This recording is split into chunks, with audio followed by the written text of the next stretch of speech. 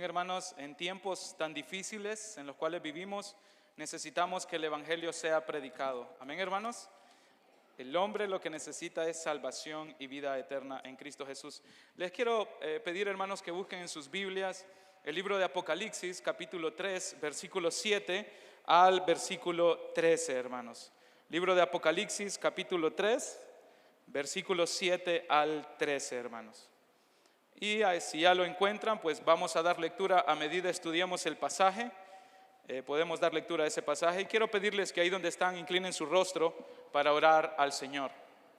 Buen Dios y Padre, te exaltamos y te adoramos, oh Dios, por permitirnos reunirnos, darte la gloria y la honra el primer día de la semana, el día de resurrección de nuestro Señor Jesucristo, en el cual los santos se congregan para adorar al Dios santo, al Dios verdadero y al Dios soberano y poderoso en la salvación de los hombres. Alabado eres por la campaña de evangelismo del día de ayer, que nos diste la oportunidad para poder llevar el mensaje del Evangelio a muchas personas, oh Dios, a muchos hombres y mujeres en nuestra colonia. Y te agradezco, oh Dios, también por la oportunidad que le has dado de salir al ICRE de Miraflores para la misión de Cataluña, oh Dios. Gracias por ellos y permite que tanto la misión como ellos tengan un tiempo de mucha edificación, así como por medio de tu Espíritu Santo, oh Dios, guíanos a la luz de tu palabra, guíanos a la verdad de tu palabra y que tu palabra pueda edificar a tu pueblo, oh Dios. Tú que eres el pastor de pastores, el Rey de reyes, creador de los cielos y de la tierra, inunda nuestro corazón con tu palabra, con las verdades que encontramos en tu palabra. En el nombre de Cristo oramos, para la gloria y honra de tu nombre oramos. Amén y amén. Muy bien, hermanos, ahí en Apocalipsis capítulo 3, versículos 7 al 13 encontramos, hermanos, una iglesia pequeña, pero obediente y leal en tiempos difíciles. Una iglesia pequeña, pero obediente y leal en tiempos difíciles. Y acompáñenme por favor al versículo 7, ahí encontramos una realidad a la iglesia. Una de las 4 realidades que veremos en el versículo 7, y ahí encontramos la identificación del Rey glorioso a la iglesia para que examinemos nuestra obediencia y lealtad al Señor Jesucristo en tiempos difíciles. La primera realidad a la iglesia es la identificación del Rey glorioso a la iglesia para que tú examines tu obediencia y lealtad al Señor Jesucristo en tiempos difíciles. Vean el versículo 7, la frase allí, escribe al ángel de la iglesia en Filadelfia. Esa palabra ángel, hermanos, debe de traducirse como mensajero o líder. Este líder o mensajero es el quien llevaba la carta a cada una de las iglesias a las cuales Juan escribió ahí en Apocalipsis. Diría la frase o el texto en el versículo 7, comienza a escribir al mensajero de la iglesia en Filadelfia. Filadelfia era una ciudad que se encontraba a 57 kilómetros al sureste de Sardis. Filadelfia, hermanos, significa amor fraternal o amor de hermanos, es una palabra compuesta. Jesucristo presentará su deidad de 3 maneras. Véanlo ahí en el versículo 7. Número 1, Jesucristo se identifica, o el Rey glorioso se identifica como el Santo, ahí en el versículo 7. Esto significa que la naturaleza de Jesucristo es perfecta. Eso significa la palabra santo, uno que es apartado para Dios o uno que es apartado del mal. De hecho, esa palabra santo es la misma palabra con la cual el Señor llama a cada creyente desde el mismo momento de la salvación, y algunos textos como ejemplos ahí por Pablo, Romanos capítulo 1 verso 7 y Primera de los Corintios capítulo 1 verso 2. Pero también el Rey glorioso se identifica, número 2, vean ahí en el versículo 7, como el verdadero. Esto significa que Jesucristo es auténtico, Él es verdad, Él es legítimo.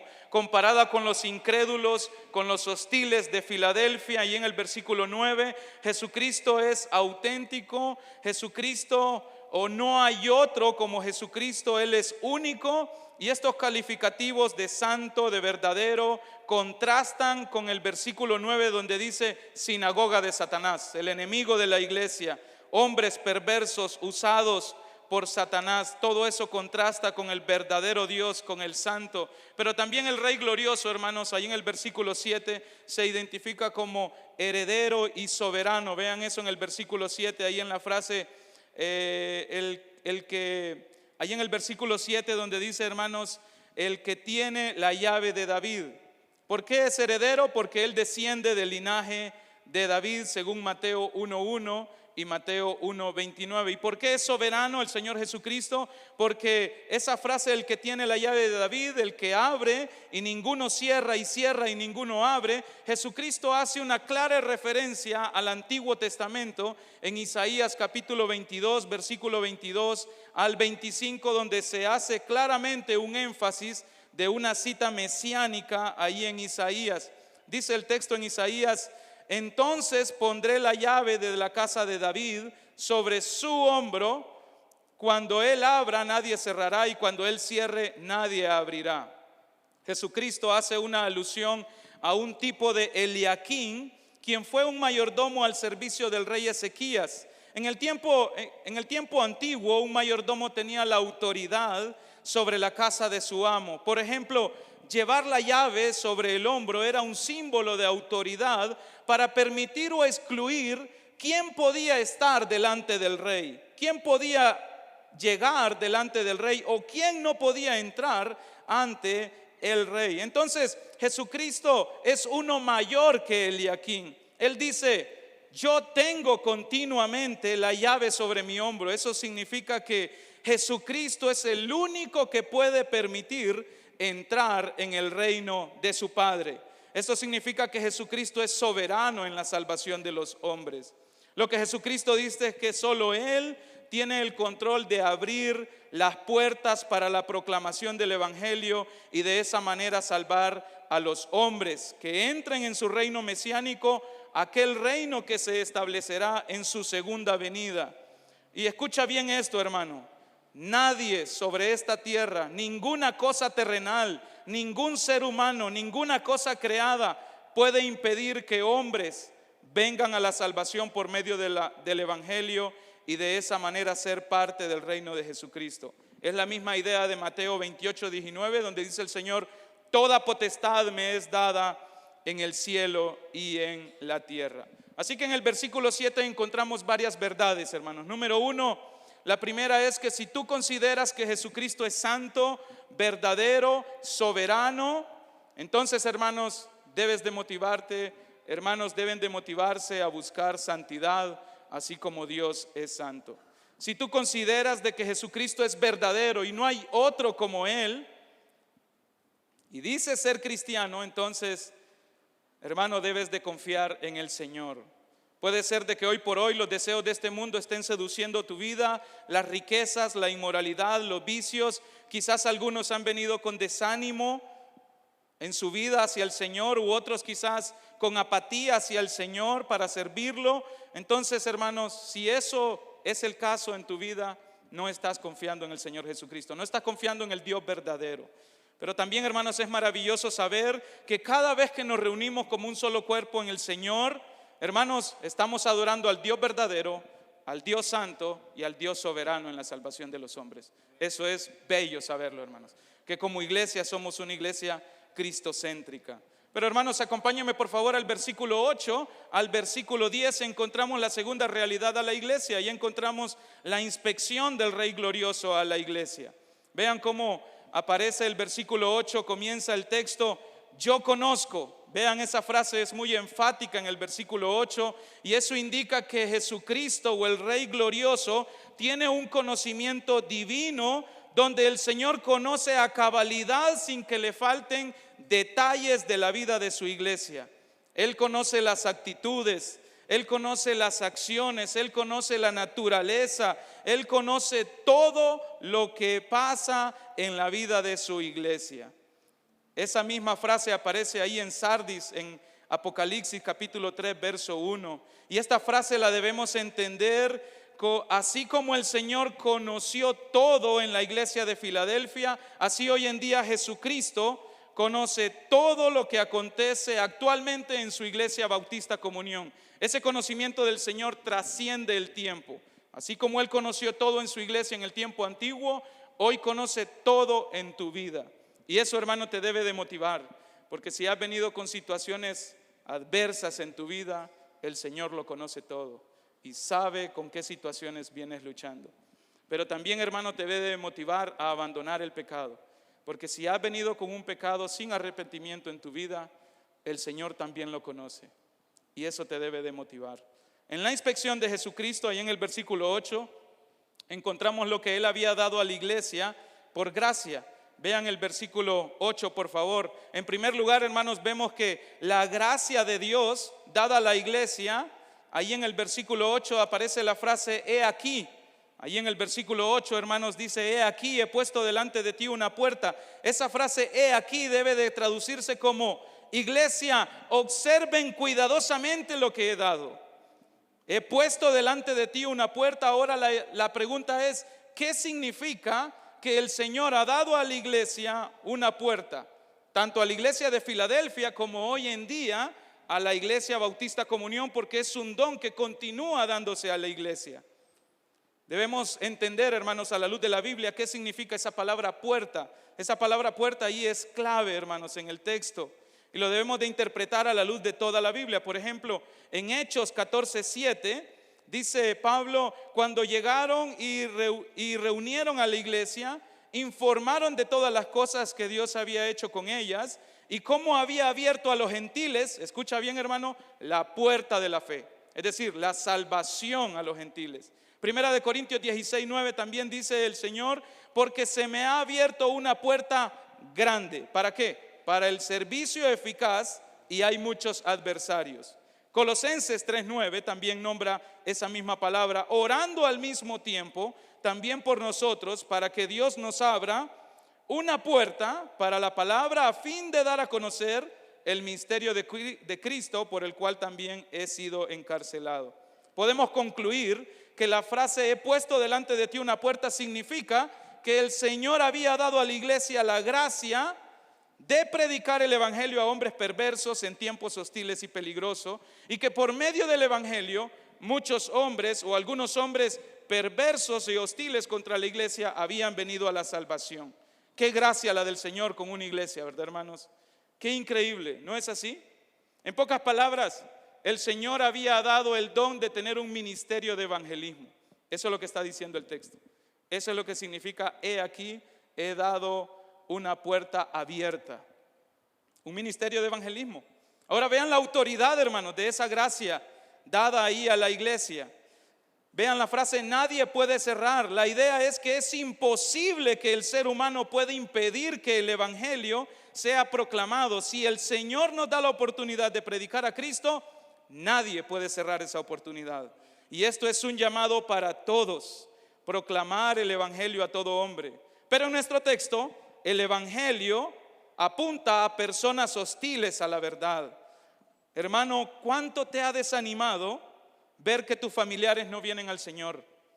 Por más que les predicas a Jesucristo, quizás has dejado de orar por tu esposo, por tu esposa, quizás por tus hijos rebeldes sin Cristo. Quizás, hermano, no estás viendo lo hermoso y lo maravilloso que puede ser Dios en la vida de un incrédulo. Te animo, hermano, a que prediques el evangelio, a que le hables a tu familia de Cristo. Si Dios abre una puerta para proclamar el evangelio, debes hacerlo y debes confiar en lo que soberanamente Dios hará con ese incrédulo. La iglesia debe proclamar el evangelio a todo hombre. Y vean, hermanos, ahí en el texto una razón por la cual el Señor había dado este don a la iglesia. Vean, la iglesia era pequeña comparado con el mundo hostil y peligroso. Ahí en el versículo 8. Versículo 8 al final dice, porque aunque tienes poca fuerza, vean esa palabra poca, es la palabra micrán desde el griego, de donde viene la palabra micro, de donde sale la palabra microscopio, que significa pequeño. La iglesia era pequeña en un mundo tan hostil en aquel tiempo. Y agrega el Señor, poco poder o poca fuerza. Esto quiere decir probablemente que los hermanos eran muy pobres comparado con los judíos que vivían en Filadelfia. Y esto nos debe de ayudar, hermanos, a que no importa qué tan insignificantes nos vean los incrédulos, la Iglesia Bautista Comunión debe de predicar el evangelio a todo hombre. No importa qué tan pequeños podamos ser, aquí encontramos una iglesia obediente que predicó el evangelio en un mundo hostil, en un mundo lleno de persecución. Ellos cumplieron a cabalidad el mandato por el cual el Señor los había puesto como iglesia en Filadelfia. Y vean dos distintivos bien importantes ahí en el versículo 8. Número 1, ellos eran obedientes. Aunque el versículo 8 al final dice, porque aunque tienes poca fuerza, has guardado mi palabra y no has negado mi nombre. Vean esa frase ahí, has guardado mi palabra. Creyentes obedientes. Una iglesia pequeña, pero obedientes. La idea de ha guardado mi palabra es que conservaron sin adulterar la palabra del Señor. Cuando llegaron falsas enseñanzas, los hermanos se mantuvieron fieles a la Escritura. Y esto me lleva a preguntarte, hermano, ¿qué tan fiel eres a la Escritura? ¿Qué tanto abrazas las verdades del Señor? ¿Y qué tanto rechazas las verdades del mundo hacia tu vida? Y en segundo lugar, vean ese otro distintivo, una lealtad inquebrantable hacia el Señor Jesucristo. No has negado mi nombre. Esto indica, hermanos, que estos hermanos hubo un tiempo en el cual fueron llamados a negar el nombre de Jesucristo, probablemente por la ley imperial, donde todos debían de adorar al César, adorar a su dios Dionisio, el dios del vino. Sin embargo, ellos se mantuvieron fieles, leales, no negaron al Señor Jesucristo en tiempos difíciles. Qué maravillosa iglesia, hermanos. Obedientes y leales, pequeños, pocos en fuerza en un mundo difícil, pero obedientes y leales. ¿Qué hay de ti, hermano? ¿Dónde te encuentras? ¿Estás siendo obediente al Señor? ¿Estás siendo leal al Señor? Y vean, hermanos, ¿qué va a hacer el Señor en el versículo 9? ¿Qué va a hacer el Señor con esta iglesia pequeña, obediente y leal? ¿Qué va a hacer el Señor en el versículo 9? Y en el versículo 9, hermanos, encontramos el poder soberano del Señor sobre los incrédulos, sobre aquellos que son hostiles al Señor. Vean ese primer resultado de la gracia dada a la iglesia en el versículo 9. Ahí encontramos la conversión de los enemigos de la iglesia. Vean esa frase otra vez en el versículo 9. He aquí, la idea es, iglesia, observen cuidadosamente lo que voy a hacer. Eso es lo que dice el Señor. Pongan atención lo que voy a hacer allí en Filadelfia. Vean el versículo 9, dice el Señor, he aquí, yo entrego. Esa frase, yo doy. Ahí vemos el poder del Señor entregando a hombres hostiles que vienen en contra de la iglesia al evangelio, hermanos. Por cuestión de tiempo, hermano, voy rápido. Quizás voy avanzando muy rápido en las notas que están presentando los hermanos. Pero, hermanos, encontramos el poder del Señor entregando a hombres que son hostiles a la verdad, aquellos inicuos. La iglesia únicamente debía predicar el evangelio ante un mundo religioso de la época, ante los pensamientos humanistas de la época, ante el gobierno hostil y ante la idolatría de la época. Todo el sistema hostil del mundo contrasta con el Dios santo, con el Dios verdadero y con el Dios soberano en la salvación de los hombres. Filadelfia proclamó el mensaje a un mundo hostil. Así también hoy, así como Filadelfia, la Iglesia Bautista Comunión debe de predicar el evangelio a un mundo hostil que está en contra del Señor Jesucristo. Y vean por favor esas dos imágenes ahí. ¿No está así el mundo? ¿No está así el mundo? Siguiendo las mismas corrientes humanistas, donde el hombre hoy por hoy se cree Dios, donde el hombre hoy por hoy se cree el centro del universo y se quiere regir bajo sus propios pensamientos. ¿No está así el mundo con la libertad de género y los matrimonios igualitarios, hombres con hombres, mujeres con mujeres? ¿No está así el mundo, hermanos? Un mundo hostil, peligroso, un mundo perdido y en tiempos difíciles. La inmoralidad en nuestro mundo o en estos tiempos ha alcanzado esferas altas, donde todos tenemos acceso a un clic y a un dedo de subir y bajar en nuestros teléfonos tanta inmoralidad y tanta perversión. Así está el mundo. Y así predicó el evangelio la iglesia allí en Filadelfia a un mundo perdido. Por favor, acompáñenme al siguiente texto, al versículo 10.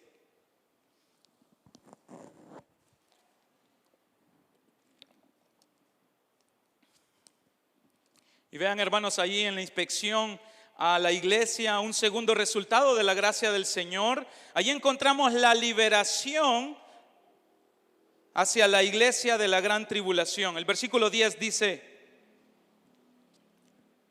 Dice el versículo 10, por cuanto has guardado la palabra de mi paciencia, yo también te guardaré de la hora de la prueba que ha de venir sobre el mundo entero. Literalmente el versículo 10 dice, porque o por cuanto has guardado la palabra de mi paciencia, yo también te guardaré fuera de estar en la hora de la prueba, estando por venir o que está por venir sobre los habitantes enteros, para poner a prueba a quienes habitan sobre la tierra.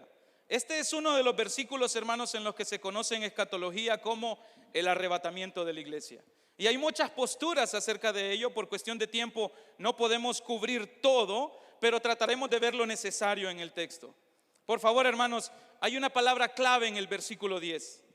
Y si gustan, subrayenla, es la preposición de. Esa preposición, hermanos, o esa palabra se debe de traducir como fuera de. Lo que el Señor está diciendo ahí en el versículo 10, hermano, es: yo también te guardaré fuera de que comience o fuera de que comience la hora de la prueba que ha de venir sobre todo el mundo entero. A este versículo 10, hermanos, se le conoce también, hermanos, como la gran tribulación. Y vean que va a ser universal, va a afectar a toda la tierra. En el versículo 10 se puede ver. Por cuestiones de tiempo no podemos cubrir todo, hermanos, pero trataremos de cubrir lo necesario. ¿Cómo guardará el Señor a la iglesia durante la gran tribulación? Él lo hará, hermanos, a través del arrebatamiento. Esto significa quitar de forma repentina o arrebatar. En el Nuevo Testamento tiene uso o referencia a robar, a saquear o a apoderarse de. Avancemos a la siguiente, hermano. Podemos ver, hermanos, algunas posturas en cuanto al arrebatamiento de la iglesia. Número 1, el arrebatamiento medio tribulacional. Esto dice, hermanos, que los creyentes serán arrebatados a mitad de la gran tribulación. Nosotros no creemos en esa. Número 2, arrebatamiento o rapto parcial. Solo los creyentes fieles serán llevados en el rapto. Número 3, arrebatamiento preira.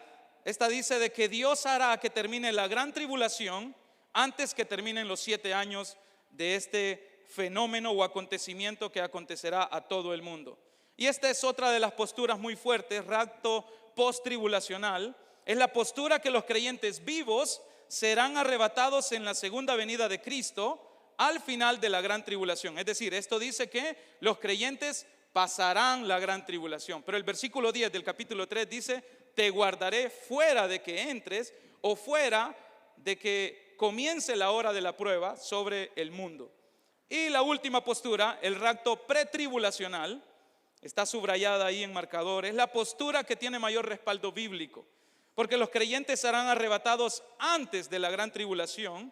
Y esta gran tribulación es la 70ª semana de Daniel o la semana 70 de Daniel. Por cuestiones de tiempo, hermanos, la clase de escatología se la vamos a dejar a Benedicto o a Elías o al pastor Julio o al pastor Nectalí, pero por hoy vamos a cubrir lo necesario. Así que, hermanos, algunos textos que apoyan el arrebatamiento pretribulacional, es decir, la iglesia no pasará por la gran tribulación. Ahí aparecen varios textos, pero la pregunta es, hermanos, ¿por qué creemos que la iglesia no estará durante la gran tribulación? En primer lugar, hermanos, porque la iglesia será tomada antes de la hora de la prueba. Apocalipsis 3:10.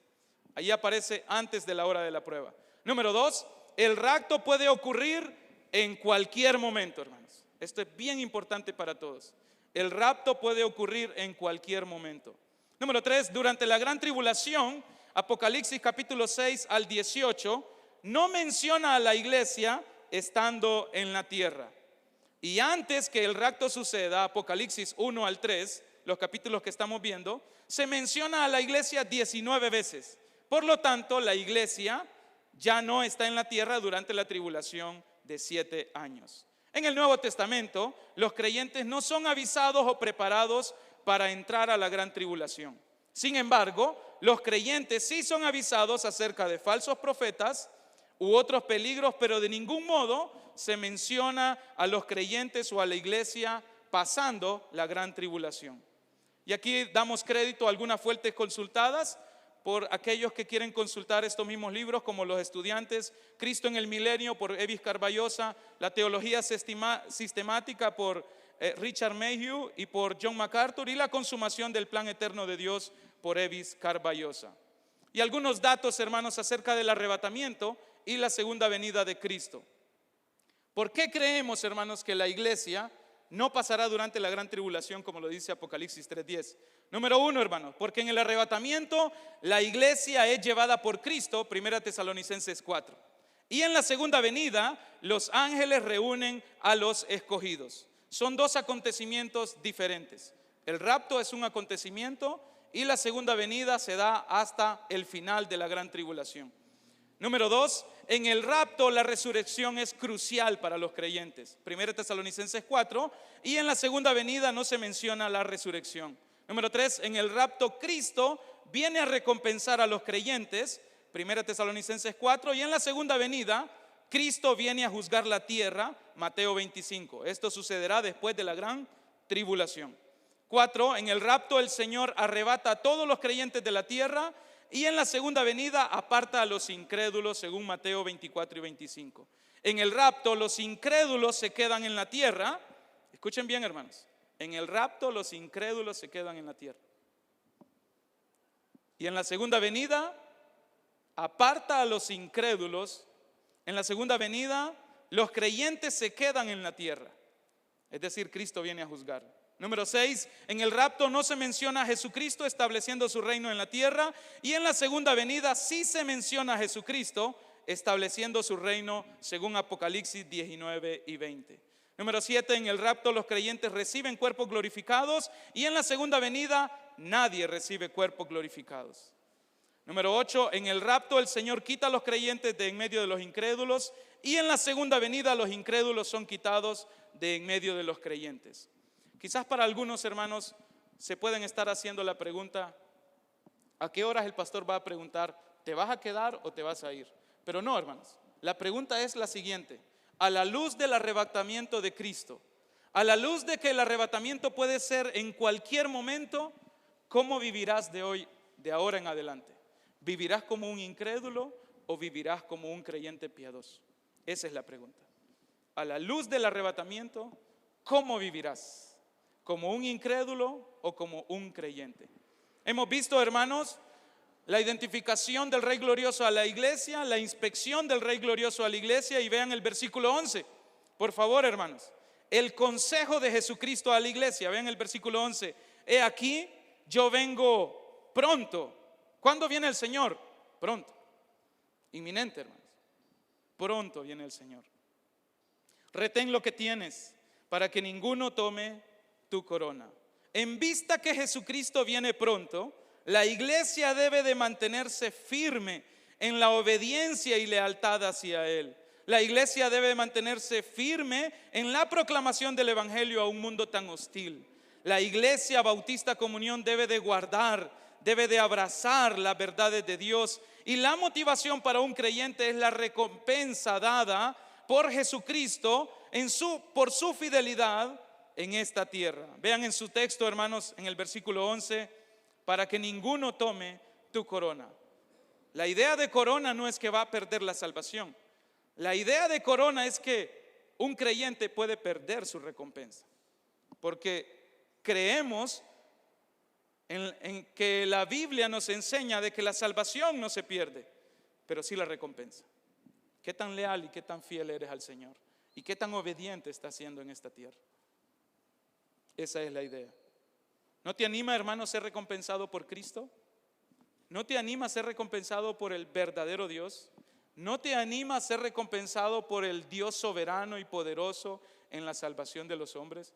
Y nuevamente traigo a nuestra mente esa idea terrenal, como muchos se pelean de manera política por trabajar por este correligionario, por este alcalde, por este presidente. Pero qué ánimo es saber de que el Rey de Reyes, el Dios verdadero, el Dios santo, recompensará a sus fieles, recompensará a su iglesia. Esto es maravilloso, hermanos. Esto es digno de alabar al Señor, es digno de exaltarlo, es digno que la iglesia alabe al Dios Todopoderoso, porque Él recompensará a los suyos. Y para culminar, hermanos, versículo 12 al versículo 13 encontramos la cuarta realidad, la promesa del Rey Glorioso a la iglesia. Vean el versículo 12. Al que venciere. ¿Quién es el vencedor, hermanos? ¿Quién es? Primera de Juan 5, 4 al 5 es todo creyente. Dice Primera de Juan 4, 5, capítulo 5, versículo 4 al 5, porque todo lo que es nacido de Dios vence al mundo. Y esta es la victoria que ha vencido al mundo, nuestra fe. ¿Y quién es el que vence al mundo sino el que cree que Jesús es el Hijo de Dios? Entonces, el vencedor es un genuino creyente. Es aquel que ha confiado en Jesucristo y aquel que vive una vida únicamente para agradar al Señor. Nuevamente, hermanos, una pregunta con esto. ¿Estás agradando al Señor con tu vida? ¿Estás viviendo para la gloria del Señor? ¿Estás tomando el consejo del Señor? Retén lo que tienes. ¿A qué se refiere ese retén lo que tienes? Predica el evangelio en un mundo adverso. Aprovecha las oportunidades que el Señor te ha dado para predicar a toda persona. Esa es la idea ahí. Vence en este mundo de la mano del Señor a pesar de las hostilidades que hay, a pesar de la presión. Y 4 cosas importantes promete el Señor en el versículo 12 en adelante. Número 1, Él promete, vean ahí hermanos, serán columna en el templo de mi Dios. Versículo 12, al que venciere yo le haré columna en el templo de mi Dios. ¿Qué es lo que nos está diciendo el Señor ahí? Con que cada uno de nosotros va a ser una columna en el templo de Él. ¿Qué es lo que nos está diciendo? La idea, hermanos, es que cada creyente será permanente en el reino de nuestro Señor Jesucristo. Tendrá permanencia total. En el tiempo antiguo las columnas servían para honrar a las deidades paganas con estampados o resaltes que daban honor a sus dioses. Y así como una columna daba honor a su deidad, así los creyentes tendrán una posición permanente y de honra. ¿No te anime, hermano, vivir para Jesucristo en esta tierra? Saber que en la vida venidera serás permanente y serás de honra para el Señor Jesucristo en su reino. Eso es maravilloso, hermanos. Esto trasciende, hermanos, la vida terrenal, ya que tendrás tu ciudadanía eterna, permanente. Hermanos, esta ciudadanía sobrepasa la ciudadanía de una europea. Esta ciudadanía sobrepasa la de una que dice USA. Esta es la mayor ciudadanía que un hombre puede tener en esta tierra. Y además, hermanos, no querrás salir de allí. Vean el versículo 12. Yo le haré columna en el templo de mi Dios y nunca más saldrás de allí. La idea, hermanos, no vas a querer ir a Roatán, no vas a querer ir a Cancún, no vas a querer ir a otro lugar, porque este lugar es el más maravilloso de todos los tiempos. Y es maravilloso porque trasciende la vida. La vida en esta tierra, hermanos, es efímera, es pasajera, es fugaz, pasa rápido. Pero la vida que el Señor nos promete es eterna. Número 2, la segunda promesa: escribiré sobre él el nombre de mi Dios. Vean que aparece 4 veces ese pronombre, mi Dios, mi Dios, mi Dios, mi Dios. ¿Qué establece eso, hermanos? Algo enfático. Es la comunión que el Dios Todopoderoso tiene con su iglesia. Es la comunión que el Dios soberano tiene con los suyos. Escribiré sobre él el nombre de mi Dios, y esto representa autenticidad de que los creyentes pertenecen al glorioso Dios. Por eso creemos que la salvación no se pierde. Cada creyente que ha confiado en el Señor Jesucristo pertenece al Señor Jesucristo. Número 3, escribiré sobre él el nombre de la ciudad de mi Dios. Esto significa que la ciudadanía en la cual el creyente verdaderamente pertenece al cielo. Y esa palabra ahí, nueva, tiene que ver con una ciudad fresca, con una ciudad que brilla, no como la vieja Jerusalén. La vieja Jerusalén está desgastada. Sus ladrillos, sus piedras están desgastadas. Pero la nueva Jerusalén será fuerte, será gloriosa, será con brillo, será hermosa. Y número 4, dice el Señor, mi nombre nuevo, allí en el versículo 12. Esto representa, hermanos, que los creyentes tendremos plenitud gloriosa del Rey. Su carácter, sus atributos, los veremos tal como Él es. Comparado con lo que hoy conocemos, en la eternidad lo que hoy tenemos se quedará corto delante de nuestro Señor Jesucristo.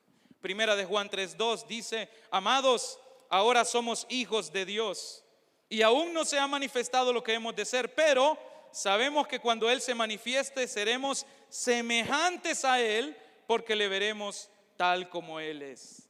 Todo lo que conocemos de nuestro Señor Jesucristo en la eternidad se quedará corto. Eso no te lleva a que seas irresponsable con tus responsabilidades espirituales. Lee la palabra, hermano. Ora al Señor.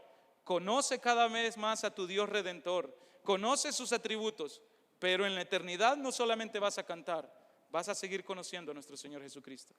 Y en el versículo 13, hermanos, vean el versículo 13. El que tiene oído, ¿quién es el que tiene oído para entender las verdades del Señor? Los creyentes. Es un imperativo ahí: entienda lo que el Espíritu dice a las iglesias. Plural, iglesias. Lo que el Espíritu dijo a la iglesia de Filadelfia es lo mismo que está diciendo a la iglesia Bautista Comunión. No tomes atajos, hermanos. No busques sueños. No busques nuevas revelaciones. No busques unciones frescas. No busques herejías como las que se están diciendo hoy en este mundo. Busca lo que el Señor dice por medio de su Espíritu Santo a las iglesias. Y en la siguiente imagen miramos una ciudad vieja, que es la de Jerusalén. Y en la siguiente es una imagen descargada, pero va a ser una ciudad gloriosa, que brilla, nueva, fresca, donde todos tendremos permanencia ante el Dios Todopoderoso. Y algunas preguntas antes de terminar, hermano. A la luz de este texto, ¿buscarás santidad así como el Rey glorioso es santo y verdadero?